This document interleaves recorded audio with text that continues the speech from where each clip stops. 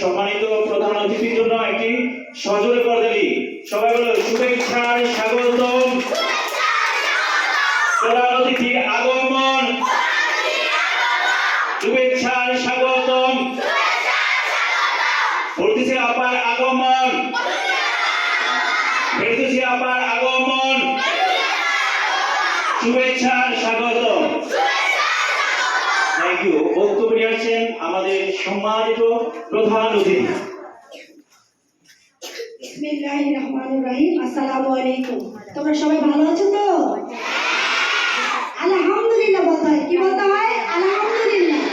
কেউ যদি জিজ্ঞেস করে তোমরা কেমন আছো, উত্তরে কি বলবা? আলহামদুলিল্লাহ। শুকরিয়া করলে আল্লাহ অনেক রহমত বরকত বাড়ায় দেয়, ঠিক আছে? তো আমি একসময় তোমাদের ছোট বাচ্চা ছিলাম। আমার নিজের একটা স্কুল আছে আমার বাড়িতে, কিন্তু অনেক কম বাচ্চা, 20 থেকে 25 জন। তো আমি একটা ঘোষণা দিয়ে শুরু করতে চাচ্ছি, সেটা হচ্ছে আমি ঈদের পরে তোমাদের সাথে দেখা করব একটি করে ব্যাগ এবং খাতা কলম নিয়ে। তো যারা যারা এই উপহারটা পেতে চাও কি করতে হবে? ভালো মতো পড়াশোনা করতে হবে। করবা তো? দেখি তো কে কে বাবা মার কথা শুনো, হাত তোলো দেখি। ওমা সবাই শুনো? সত্যি শুনো তো নাকি মিথ্যা? মিথ্যা বলা যাবে না। সবার কথা হচ্ছে বাবা মার কথা শুনতে হবে।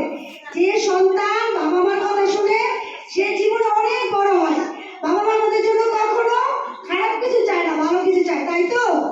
যখন তোমাদের কোনো কিছু প্রয়োজন হয় কাকে বলো? বাবাকে বা মাকে, তাই না? তো তারা 2 দিন পর হলে কিন্তু তোমাদের ওই চাহিদাটা পূর্ণ করে, তাই তাদের কথা শুনতে হবে। এবং তোমরা যারা এখানে আসো, আরবি শিক্ষা গার্জেনদের বলছি যতটুকু পারে ওদের আরবি শিক্ষা দেবে। আসলে যারা কোরআন তেলাওয়াত করতে পারে না, আপনার সামনে কোরআনের অক্ষরগুলো কিন্তু আপনি পড়তে পারছেন না, তাহলে কি আপনি অন্ধ? কেউ কিছু মনে করবেন না। অনেকেই আছে যে কোরআন তেলাওয়াত করতে পারে না। আমি মনে করি যে যে নাকি কোরআন তেলাওয়াত করতে পারে না সে অন্ধ। কেন? যে আমি নিজে চোখে দেখতেছি কিন্তু এটা পড়তে পারতেছি না। আমি তো চেষ্টা করতে পারি, তাই না? তা অবশ্যই বাচ্চাদের আরবি শিক্ষা দিবেন, স্কুলের মাধ্যমে হোক, নিজের বাড়িতে হোক। তো আসলে এখানে বক্তব্য দিয়ে দীর্ঘায়িত করবো না আমার কথা। তো আমার জন্য সবাই দোয়া করবেন। আমি একটা ফাউন্ডেশন চালাই। আপনারা এখানে যারা আছেন, যদি গরিব মেয়ে বিয়ে দিতে না পারে, এখানে যারা কমিটি আছে তাদের সাথে যোগাযোগ করবেন। তারপরে যখন গরিব মানুষ আপনারা যে রিক্সা, একটা রিক্সা কিনে দিতে হলে, বা অসুস্থ মানুষ, এগুলোর কাজ, এগুলো নিয়ে আমি কাজ করি আমার সংগঠন থেকে। তো আমার সাথে যোগাযোগ করবেন। এবং তোমরা অবশ্যই অবশ্যই বাবা মার কথা শুনবা এবং সত্য কথা বলো, ঠিক আছে? জীবনে যদি অনেক বড় ঘটনা ঘটাই ফেলো, বাবা মার কাছে যা বলবা, মানে লুকাবা না। কোন কিছু লুকালে ওটা থেকে আরো বড় কিছু হবে। সাহস করে এগিয়ে যাবা, ঠিক আছে?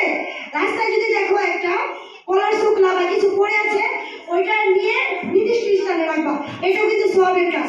ছোট ছোট কাজ হচ্ছে সওয়াব হয়। তো তোমরা এখন বড় হচ্ছ, তোমরা আস্তে আস্তে যে ভাইয়া বলে গেল সালামের ব্যাপারটা, কোথাও গেলে অনেকে বলি সালাম আলাইকুম, এটা কিন্তু হচ্ছে না।